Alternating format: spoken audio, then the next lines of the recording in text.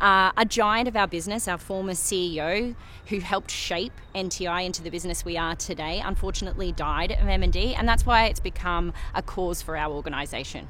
Okay, so the reason we chose an expedition vehicle, which is a combination of a truck and a motorhome, is because borders are open, Australians are free to travel again, it's the spirit of freedom and adventure, and we thought this would be a great truck for Australians to want to buy a ticket in.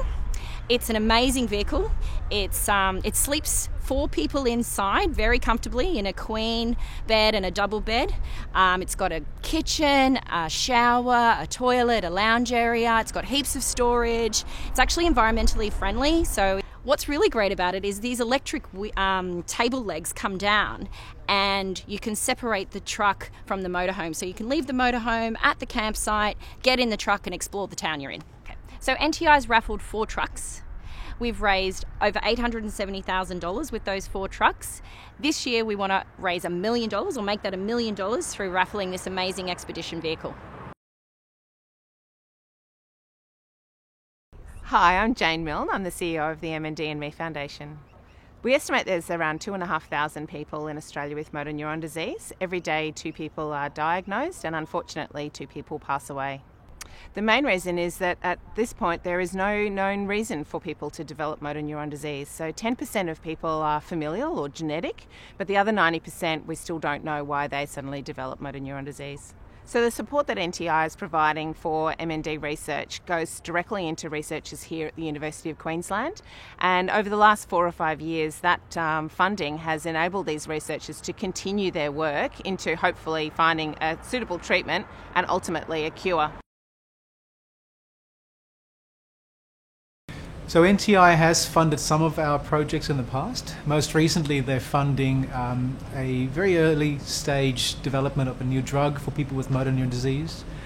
It's a slightly crazy idea, but if it works really well, it's going to have a big impact on people with motor neuron disease. And so I guess NTI's support has really been fundamental in really funding those crazy ideas that might have a big impact for people with MND.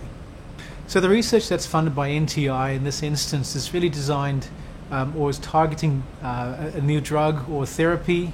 It's available for other conditions, but in this instance we're trying to repurpose that drug to really provide quality of life and hopefully an extension of life so that those people living with motor neuron disease have more good years ahead of them.